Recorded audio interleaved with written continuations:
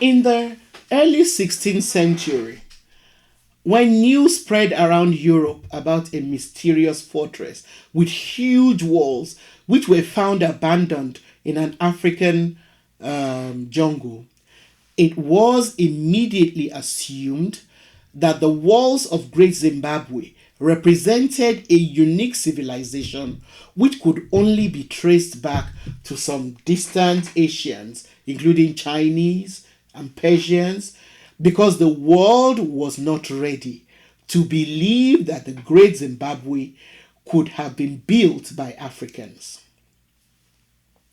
One of the first foreigners to see the Great Zimbabwe was a Portuguese sea captain, Vicente Pegado, in 1531.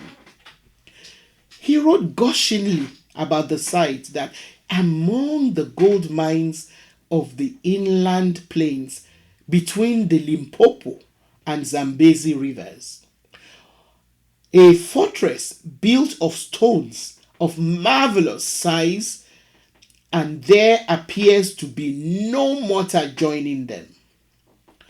This edifice is almost surrounded by hills upon which are others resembling it in the fashioning of stone and the absence of mortar.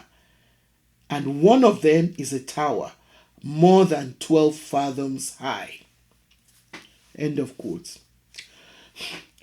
So, what is so special about Great Zimbabwe, which is known as big stone houses or venerated houses in Shona, which is the language of the descendants of the people who built it? Welcome to the Sankofa Pan-African series. Please subscribe and turn on your notification buttons if you have not done so. Also, please support us by pledging a token amount to this channel through Patreon so that we can continue to bring you videos like this one. No amount you pledge is too small. Thank you. Great Zimbabwe is a beautiful blend of man-made and natural beauty. It comprises intricately built structures located in the stunning Mutirikiwi Valley. It is believed that Great Zimbabwe was built around the 11th century and that at its peak, which was between the 11th and 14th centuries, it was the capital of the Great Kingdom of Zimbabwe. The kingdom prospered until around the mid-15th century. At its peak, it is believed that thousands of people lived in the capital of the Kingdom of Zimbabwe. About 200 to 300 members of the elite classes of the kingdom are thought to have actually lived inside the massive stone buildings, whose ruins remain there today. The buildings of the capital city were made of granite walls, decorated with turrets, towers, decorations, and beautifully sculpted stairways. Some of the most notable of the buildings in the city were in the form of wide and tall enclosures that were crafted with hundreds of pieces of professionally sliced granite blocks laid on each other without any mortar to hold the blocks together. The perimeter columns were decorated with soapstone sculptures of silhouetted birds with human lips and 5-fingered feet. Over 4,000 gold and 500 copper mines have been found close to the site of the great city. This has led researchers to conclude that for about 3 centuries, 40% of all the gold mined in the world came from the area. Thousands of necklaces made of gold chains have also been discovered among the ruins of Great Zimbabwe.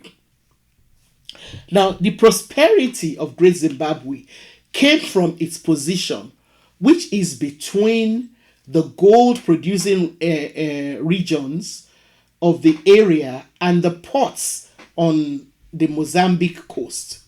This allowed it to become the center of a wide commercial and trading network.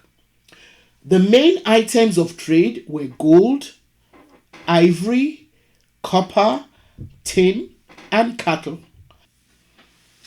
There have also been items such as glassware from Syria, coins from Kilwa, as well as various Persian and Chinese ceramics found in the ruins, which indicate that the kingdom traded internationally. The ruins are divided into three main architectural zones: the hill complex, the Great Enclosure, and the valley complex. The hill complex, which is the oldest, is believed to have been occupied until the 13th century. It is believed to have been the spiritual and religious center of the city.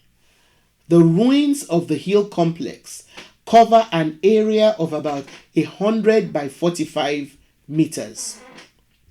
The hill complex includes a huge boulder which is shaped like the Zimbabwean bird, from where the king is believed to have presided over major functions and rituals, such as the judgment of criminals, the appeasing of ancestors, and the sacrifices to the gods. The sacrifices were placed over an elevated platform below the king's throne, where animals like oxen were burnt in offering. If the smoke went straight up, the ancestors were believed to have accepted the sacrifice. If the smoke went, it is believed that offering was not accepted by the ancestors if the smoke did not go straight up, and if the path of the smoke was crooked, and that it meant that the ancestors were unhappy, and so another sacrifice had to be made. Another complex, the Great Enclosure, lies to the south of the hill complex. The Great Enclosure is believed to have been occupied from the 13th to the 15th centuries. It is another spectacular monument made out of cut granite, blocks. Now, it is circular in shape with an outer wall which is about 5 meters thick. The Great Enclosure occupies about 250 meters and is 11 meters tall. It is the largest ancient structure in sub-Saharan Africa. Its architecture is most remarkable because it has no sharp angles.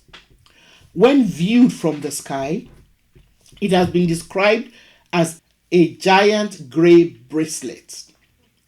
Inside its thick wall, there is a narrow passage leading to a tower shaped like a cone, which researchers speculate could have been used to store grain.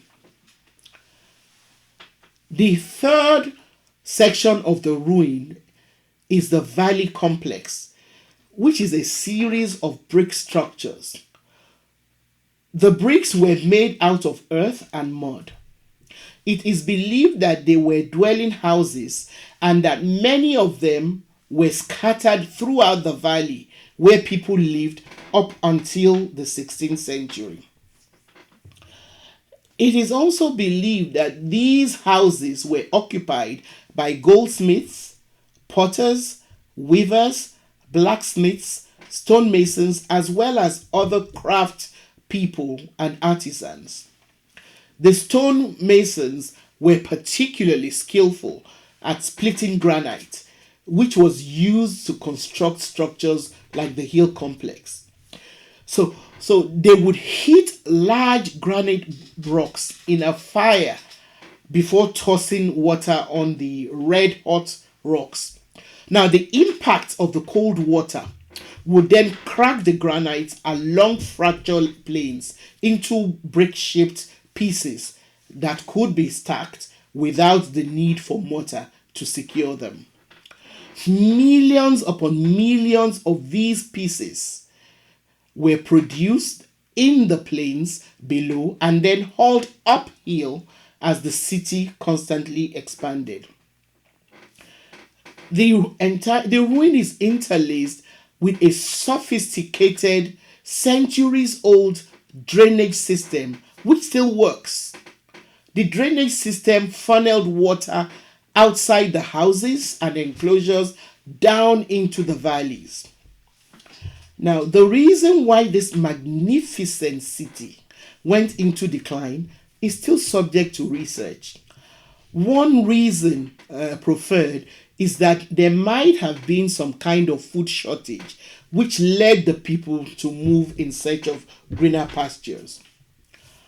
Unfortunately, what is left of the ruins of Great Zimbabwe are only a shell of the beautiful city that attracted so much attention when it was first discovered by Europeans. This is because of the frenzied plundering of the site by European treasure hunters in search of artifacts that were carted away to museums throughout Europe, America, and South Africa. As in the case of the ancient structures found in places like Egypt, it was immediately assumed that the Great Zimbabwe was not something that was conceived and built by Africans. Some, like the racist German Karl Mauch, who visited the ruins in 1871, wrote condescendingly that, and I quote, that I do not think that I am far wrong if I suppose that the ruin of the city is a copy of Solomon's temple on Mount Moriah. The building is a copy of the palace where the Queen of Sheba lived during her visit to Solomon, and only a civilized nation must have once lived here. End of quote. Other European writers also believing that Africans did not have the capacity to build anything of significance, like the Great Zimbabwe, suggested that it was built by Portuguese travelers or Arabs or Chinese or Persians. Another crazy was that the site, another crazy theory was that the site could have been the work of a southern African tribe of ancient Jewish heritage that nobody has ever heard anything about. Others even went as far as saying they might have been built by aliens. However, in 1905, the British archaeologist David Randall McIver put to rest all the spurious speculations about who built Great Zimbabwe when he concluded that the ruins were built by local African Bantu peoples. His findings were later confirmed by another British archaeologist, Gertrude Catton Thompson, in 1929. Unfortunately, the ruins have been damaged over the past 2 centuries. Most of the damage was caused, of course, by a British journalist, Richard Nicklin Hall, who was appointed by the British South Africa Company in 1902 to represent their interest as curator of Great Zimbabwe. Nicklin Hall ended up destroying a significant part of the site under the pretext that he was removing what he called the filth and decadence of the Kafir occupation. By Kafir, of course, he meant Africans. Also, in 1890, the British Cecil Rhodes, collaborating with the British Association of Science, financed archaeologist James Theodore Bent, who was sent to the Great Zimbabwe with the sole purpose of proving that the Great Zimbabwe civilization was not built by local Africans. Up until 1979, the government of Ian Smith, who was Prime Minister of Southern Rhodesia, which is now the country of Zimbabwe, continued the colonial distortion of the origin of Great Zimbabwe in official guidebooks, which showed images of Africans bowing down to the foreigners who had allegedly built Great Zimbabwe. The extent to which these colonizers would go in order to deny, the achievement of Africans is just limitless. All of that nonsense changed in 1980 when Robert Mugabe became the first democratically elected Prime Minister of Zimbabwe at independence. The name Rhodesia was dropped and Zimbabwe was adopted as the name of the newly independent country in honor of the great Zimbabwean civilization. Thank you for watching. Don't forget to subscribe to the Sankofa Pan-African series channel. Like our videos and please share them with your contacts.